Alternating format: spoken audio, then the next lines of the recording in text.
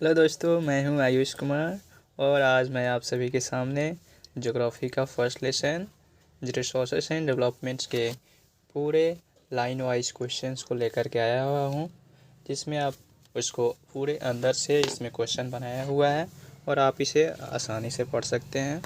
चलिए शुरू करते हैं पहला क्वेश्चन से। पहला क्वेश्चन है, व्हाट इज रिसोर्सेस।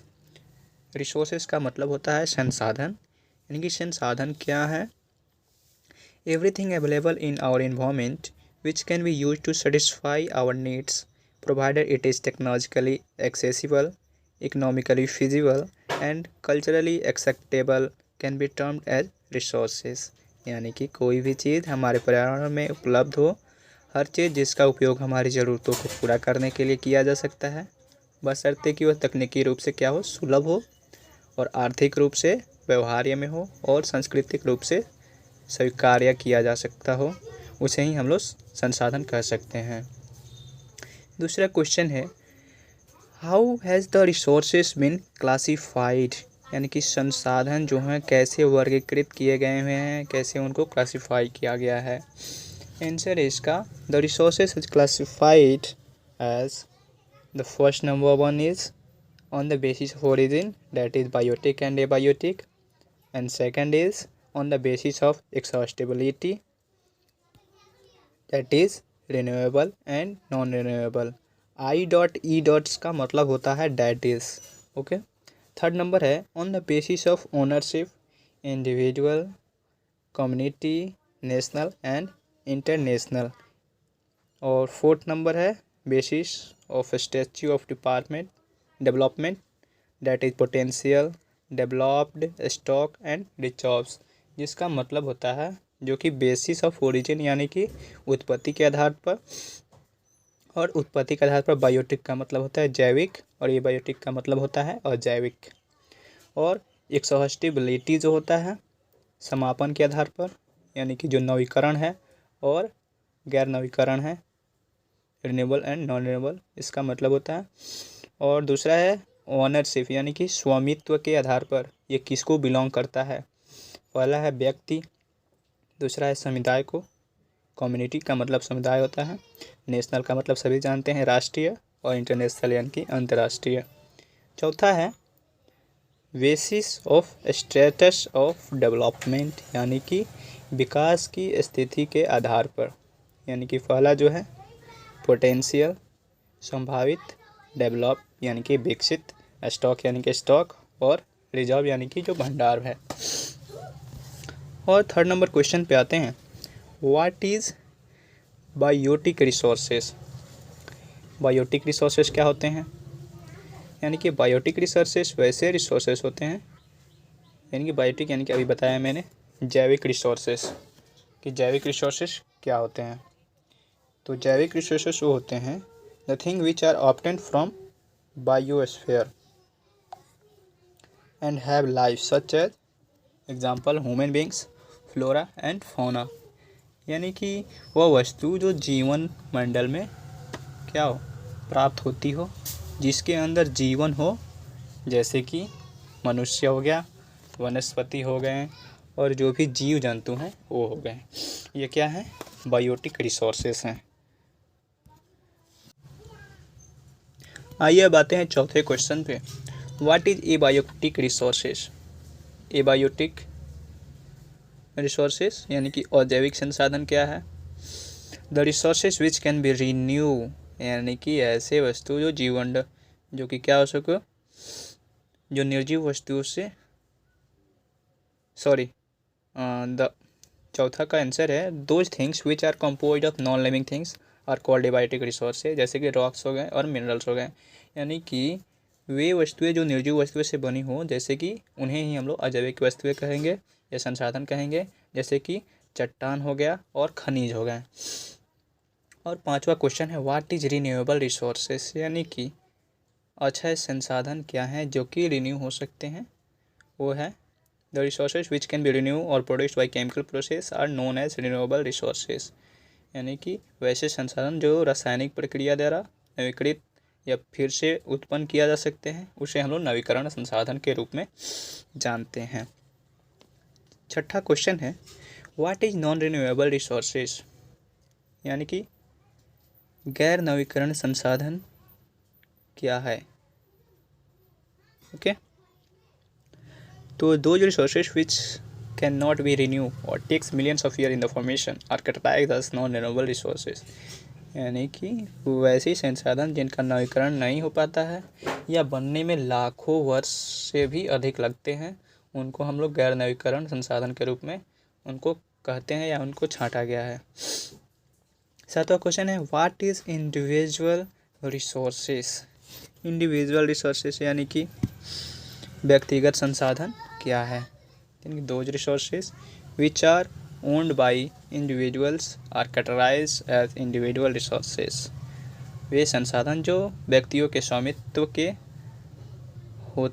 स्वामित्व में होते हैं उन्हें व्यक्तिगत संसाधन के रूप में वर्गीकृत किया गया है। जैसे कि बहुत सारे हमारे इंडिविजुअल रिसोर्सेज जो हम लोग बाइक लेते हैं वो भी क्या है, इंडिविजुअल रिसोर्सेज हैं, यानी कि किसी आदमी के एक ही आदमी के नाम से वो रजिस्टर्ड होता है, इसलिए उसको बोलते हैं इंडिविजुअल रिसोर्सेज। आप जो भी पेन खरीदते हैं वो आपकी होती है, इसलिए वो क्या है, इन प्रकार के चीज़ों को हम लोग इंडिविजुअल रिसोर्सेज कहते हैं। 8वें क्वेश्चन की तरफ बढ़ते हैं। व्हाट इज कम्युनिटी रिसोर्स है, यानी कि सामुदायिक संसाधन क्या होता है। Those resources which are accessible to all the society or community members are known as community resources, वे संसाधन जो सभी समाज या समुदाय के सदस्यों के लिए क्या हो, सुलभ हो, वैसे संसाधनों को हम लोग सामुदायिक संसाधन के रूप में जाने जाते हैं या कहते हैं। 9वां क्वेश्चन है व्हाट इज नेशनल रिसोर्सेज। अब ये नेशनल रिसोर्सेज क्या है, इसको हम लोग ध्यान से पढ़ेंगे।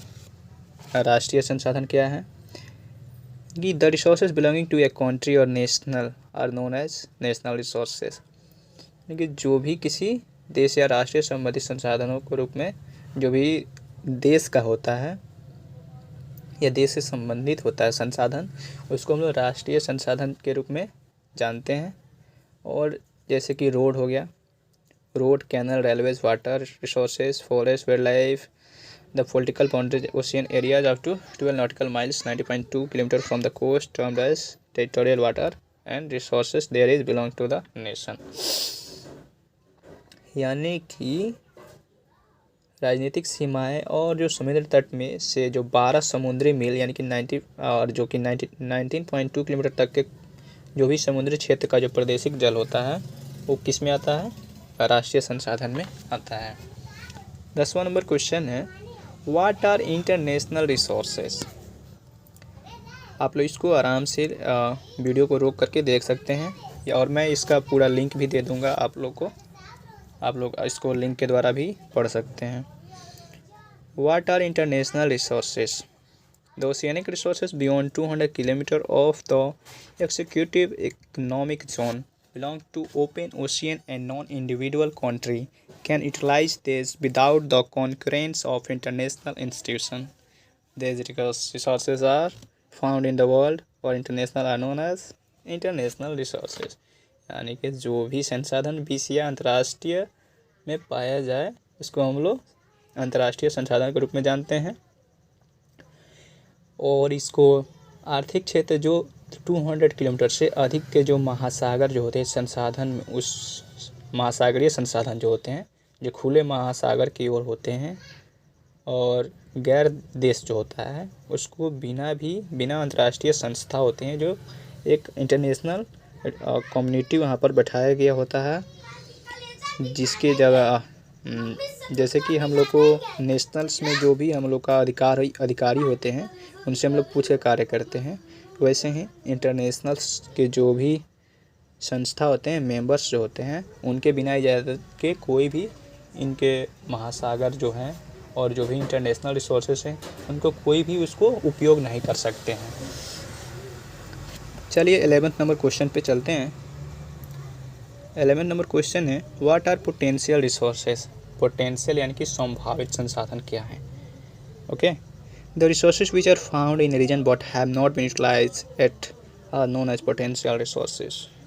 ये वैसे संसाधन जो एक क्षेत्र में पाए जाते हैं लेकिन अभी तक उपयोग नहीं किए गए हैं, उन्हें क्या बोलते हैं, संभावित संसाधन के रूप में जानते हैं, या संभावित रूप रिसोर्सेज यानी कि पोटेंशियल रिसोर्सेज उनको कहते हैं। ओके, चलिए नेक्स्ट नंबर क्वेश्चन पे चलते हैं। 12th नंबर क्वेश्चन, चलिए, व्हाट आर डेवलप्ड रिसोर्सेज, यानी कि विकसित संसाधन क्या हैं? जिन संसाधनों का, यानी कि the resources which are surveyed and their quality and quantity have determined for utilization are called developed resources, यानी कि जिन संसाधनों का सर्वेक्षण किया जाता है या किया गया है और उपयोग के लिए उनकी जो गुणता, जो क्वालिटी है और क्वांटिटी जो है वो क्या हो चुका है, डिटरमाइंड हो चुका है, यानी कि पता लगाया जा चुका है, उन्हीं चीज़ों को हम लोग क्या बोलते हैं, डेवलप्ड रिसोर्सेज। ओके, अब 30 नंबर क्वेश्चन पे हम चलते हैं। 30 नंबर क्वेश्चन है, what are stock resources. Stock resources क्या है? The resources in the environment which have the potential to satisfy the human needs, but due to no appropriate technology to access these in use are called stock resources। इनको आप लोग ध्यान से सुनते चलिएगा। यानी कि वैसे संसाधन जो पर्यावरण के संसाधन में होते हैं और उनको जो रिसोर्सेस होते हैं वो मानवीय आवश्यकताओं को नहीं कर सकते हैं, पूरा नहीं कर सकते, या उनकी क्षमता जो है पूरी करने की क्षमता होती है, लेकिन उपयोग में आने के लिए क्या होता है, उनके पास कोई भी तकनीक नहीं है, कोई मशीन वगैरह चीज़ नहीं है जिसके द्वारा वो लोग क्या किए जा सकें, हमारे उपयोग में आ सकें। वैसे हम लोग को बोलते हैं स्टॉक रिसोर्सेस।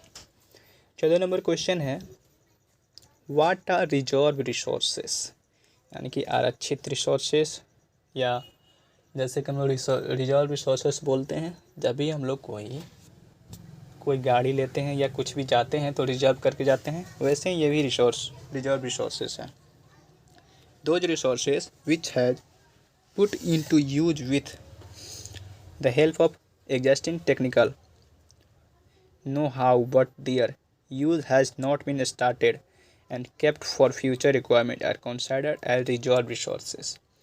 यानी कि वैसे रिसोर्सेस वे संसाधन जो मौजूदा तकनीकी जानकारी की मदद से उपयोग में लाए गए हैं लेकिन उनका उपयोग शुरू नहीं किया गया है और भविष्य की आवश्यकता के लिए रख दिया गया है, उन्हीं सारे संसाधनों को हम लोग आरक्षित संसाधन और रिजर्व रिसोर्सेस हम लोग बोलते हैं।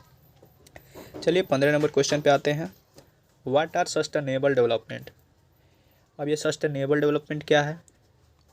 सस्टेनेबल यानी कि सतत विकास का क्या है, ठीक।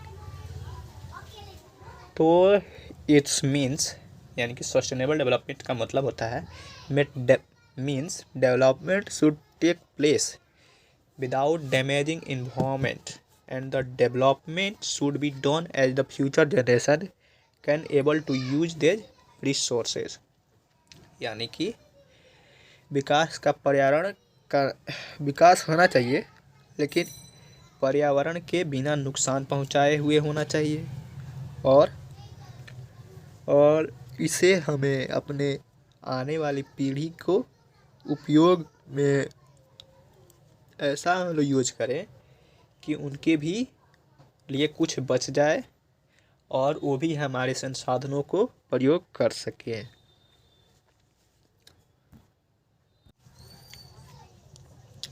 चलिए 16 नंबर क्वेश्चन पर आते हैं, what was Rio de Janeiro earth summit in 1992।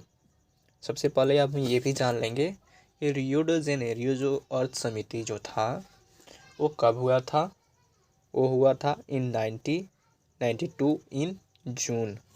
Okay, और इसका आंसर जो है, more than 100 heads of states meet in Rio de Janeiro in Brazil of first international summit in which they discuss about the sustainable development. यानी कि जो रियो de Janeiro earth समिति हुआ था उसमें 100 स्टेट्स के जो थे हेड आए हुए थे और रियो डी जेनेरियो जो था वो ब्राज़ील में हुआ था और वह फर्स्ट इंटरनेशनल समिति भी था जिसमें सस्टेनेबल डेवलपमेंट के बारे में बातें हुई थी। सस्टेनेबल डेवलपमेंट हमने पढ़ चुका है, यानी कि वैसे डेवलपमेंट जो बिना डैमेज किए हुए, बिना हमारे एनवायरनमेंट को डैमेज किए हुए हो, वैसे सारे डेवलपमेंट को हम लोग सस्टेनेबल डेवलपमेंट बोलते हैं।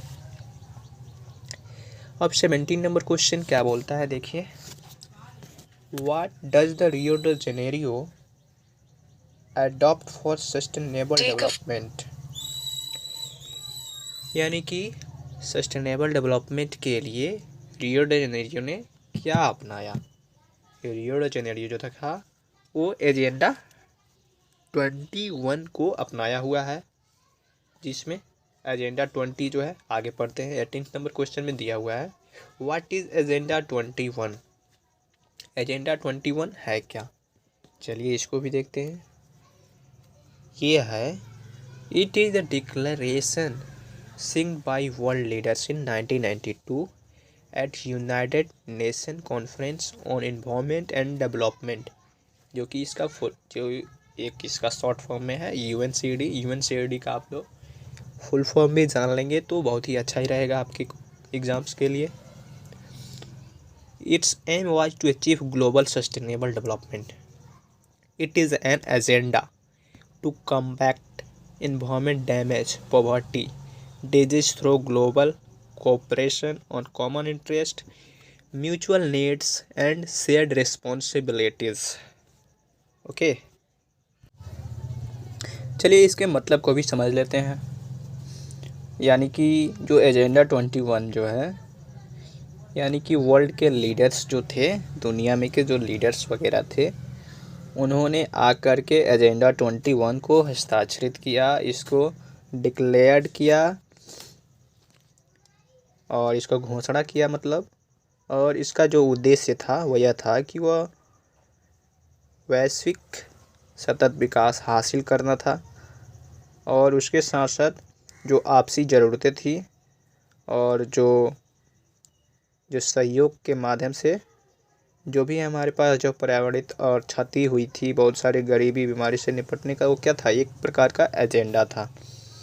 और बहुत सारे इसमें रेस्पॉन्सिबिलिटीज़ को भी इसमें दिखाया गया कि इन चीज़ों को पूरा करना चाहिए और यही सब इस एजेंडा 21 में दर्शाया गया है। चलिए अब 19 नंबर क्वेश्चन पे आते हैं। 19 नंबर क्वेश्चन है, What are the process involves in resources planning in India। यानी रिसोर्सेस प्लानिंग करने में भारत में संसाधन की जो बहुत सारे योजना जो उसमें क्या क्या ज़रूरतें थीं और क्या क्या उसमें शामिल हुई हैं। तो ये सारे चीज़ जो हैं, These are the process involved in resources planning। चलिए देखते हैं क्या क्या वो रिसोर्सेस हैं। Identification and inventory of resources across the region of the country. Example के तौर पे सर्वेइंग एंड मैपिंग। यानी कि देश के पूरे क्षेत्र में क्या हुआ था, संसाधनों की पहचान और उनकी सूची को दिखाया गया, जिसमें सर्वेत्र क्या हुआ और उसमें सर्वेक्षण और मानचित्रण को भी उसमें दर्शाया गया है। और दूसरा है, involving a planning structure endowed with appropriate technology skills and institutional setup for implementing resource development plans। यानी कि संसाधन जो भी थे विकास योजनाओं को लागू करने के लिए उपयुक्त जो प्रौद्योगिकी, कौशल और संसाधन ढांचे से क्या हुआ था, इसमें संपन्न एक योजना संरचना को भी शामिल किया गया था। और तीसरा जो है, matching the resource plan development plans, यानी कि संसाधन विकास के लिए योजनाओं को एक दूसरे से मिला करके देखा गया था। चलिए आगे देखते हैं। इसमें एक नोट को भी है, हम लोग को एक नोट ध्यान करके रखना है और वो है, the main form is to form the concerted efforts for achieving the form and plan a 5-year plans to achieve some important goals। यानी कि मुख्य रूप से प्राप्त करने के लिए ठोस प्रयास करना है। और वो क्या है, वे कुछ महत्वपूर्ण लक्ष्यों को प्राप्त करने के लिए 5 वर्षों की एक योजना को बनाते थे। और 5 वर्षों की योजना में जब भी हमारी सरकार जो होती है क्या करती है, वो 5 वर्ष के लिए ही रहती है, जिसके लिए उन लोगों ने 5 वर्षों का ही एक योजना को बनाया। और 5 वर्षों की योजना में उन्होंने अपनी सत्ता में उन सारे प्लान्स को एक्टिवेट करने का सोचा है। और इसी प्रकार से इंडिया में क्या होता है, 5 वर्षों का ही प्लान्स को बनाया गया है और उस पर वो लोग काम करते हैं। चलिए 20 नंबर क्वेश्चन को देखते हैं। What are the main attraction for the foreign invaders? इन विदेशियों के लिए मुख्य आकर्षण क्या है और उस समय में क्या था? जो कि वो क्या है, वो बहुत सारे रिच रिसोर्सेस ही हैं, क्या हैं, इंडिया में उन लोगों को अट्रैक्ट करते हैं। The rich resources attract the foreign invaders. ये आपके लिए एक महत्वपूर्ण क्वेश्चन हो सकता है कि किस वजह से फॉरेन इन्वेडर्स जो थे, इन्वेडर्स का मतलब होता है विदेशियों जो थे, जो विदेश के जो मुख्य विदेशियों के लिए जो क्या थे, इन्वेडर्स जो होते हैं फॉरेन लोगों को बोलते हैं। और वहाँ के जो भी एक दूसरे क्या बोलेंगे उसको, जैसे कि वर्ड्स टू ट्रांसलेट, इन्वेडर्स का मतलब होता है आक्रमणकारी। ओके, अब नेक्स्ट क्वेश्चन पर आते हैं 21 नंबर क्वेश्चन। और 21 नंबर क्वेश्चन है, why are the resources necessary for conserve? यानी कि रिसोर्सेज को हम लोग को बचत करने की क्यों ज़रूरत है? जो भी हमारे पास रिसोर्सेज होते हैं उन लोगों का संरक्षण करने की क्यों आवश्यकता है? तो उसको हम लोग दो टर्म में जानेंगे। जैसे कि फर्स्ट नंबर में है ड्यू टू इरेशनल कंजप्शन, यानी कि बहुत सारे इसके क्या हो रहे हैं, इरेशनल यानी कि तर्कहीन खपत होते जा रही हैं इसके। और due to over utilization, over utilization मतलब बहुत ही ज़्यादा मात्रा में इसका खपत हो रहा है, इसीलिए क्या हो रहा है, इनको हम लोग को संरक्षित करना ज़रूरी है और इनको हम लोग को बचाने की आवश्यकता है। नेक्स्ट क्वेश्चन है 22 नंबर, who was the root cause for resource depletion? Resource depletion के लिए कौन इसका जड़ में का मतलब सबसे मेन कॉज जो है, मेन रीज़न जो है वह क्या है, जो मूल कारण जो है वो क्या है? द मूल कारण है the greedy and the selfish individuals and exploitative nature of modern technology are the main root cause for resource depletion. इनके लालची और स्वार्थी व्यक्ति जो होते हैं वही सारे क्या हैं, इनके मूल कारण हैं, जो कि और आधुनिक तकनीक की जो शोषण प्रकृति संसाधनों की कमी का मुख्य कारण है। 23 नंबर क्वेश्चन में आते हैं, how has the land been classified as mountains, plateau and plains? Geography का क्वेश्चन है तो जरूरी भी इसमें हम लोग को बहुत ही ज़रूरी होता है कि किस प्रकार से माउंटेन्स, प्लेट्यू और प्लेन्स क्या हैं, किस प्रकार से डिवाइडेड है।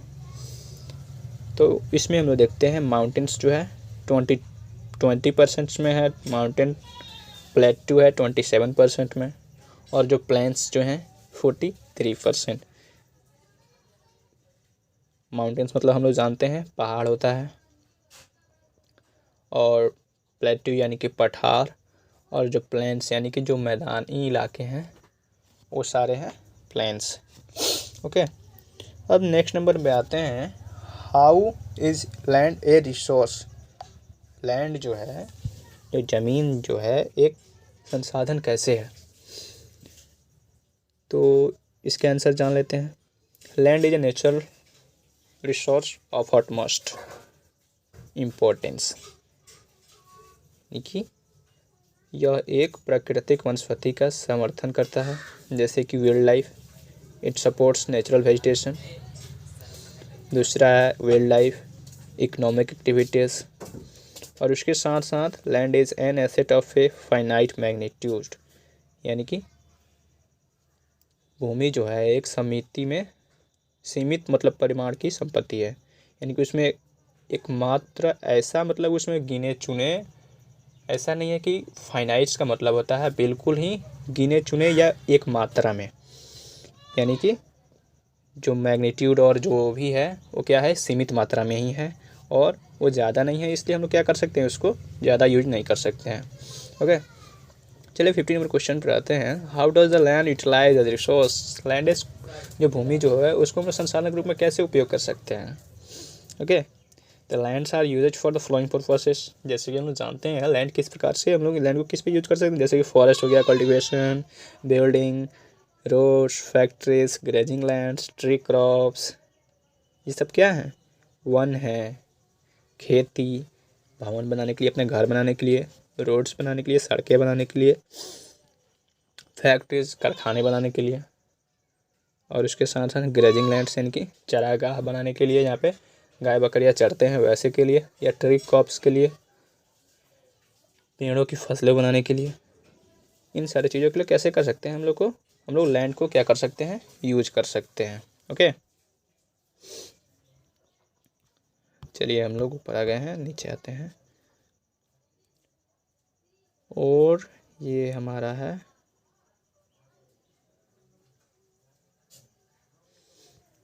सॉरी, हम लोग 15 नंबर क्वेश्चन पर नहीं है, हम लोग हैं 26 नंबर क्वेश्चन पे। What is gross crop tree. Gross crop tree क्या है, यानी कि सकल फसली क्षेत्र क्या है। कि area sown more than once in an agriculture year plus net sown area is known as gross crop area. यानी कि एक कृषि क्षेत्र में जहाँ पर एक से भी अधिक बार बोया गया हो, यानी कि एक से ज़्यादा बार वहाँ पर खेती किया गया हो और प्लस शुद्ध बोया गया हो, वैसे ही चीज़ों को हम लोग सकल फसल के रूप में जानते हैं। ठीक है, चलिए 27 नंबर क्वेश्चन बोलता है what is the geographical area of India. India का जोग्राफिकल क्षेत्र यानी कि भौगोलिक क्षेत्र क्या है। तो भौगोलिक क्षेत्र है इसका 3.28 मिलियन स्क्वायर यूनिट, यानी कि 3.28 मिलियन स्क्वायर। इसको स्क्वायर क्या है, इसको हम लोग स्क्वायर यूनिट में, इसको हम लोग नापने के लिए स्क्वायर यूनिट का ही प्रयोग करते हैं क्षेत्र को। ओके, और 28 नंबर क्वेश्चन है how much area geographical is use as land use data. यानी कि जो हम लोग जो भौगोलिक में का जो कितना क्षेत्र जो है हम लोग भूमि के रूप में प्रयोग करते हैं, तो वह है 93% ऑफ लैंड यूज डाटा। यानी कि वैसे जिस पर खेती करते हैं उसको हम लोग सिर्फ अपने जो यूज करने के हिसाब से करते हैं, उसमें से कितना करते हैं, तो जितना प्लान्स का हमने अभी देखा है उस प्लान्स का जो 40% जो है उसमें से हम लोग 93% उसका ही यूज करते हैं। चलिए 29 नंबर क्वेश्चन पर आते हैं what is the percentage of NSA in India. NSA सुनकर बहुत ही आप लोग को समझ में भी नहीं आया होगा NSA का मतलब क्या होता है।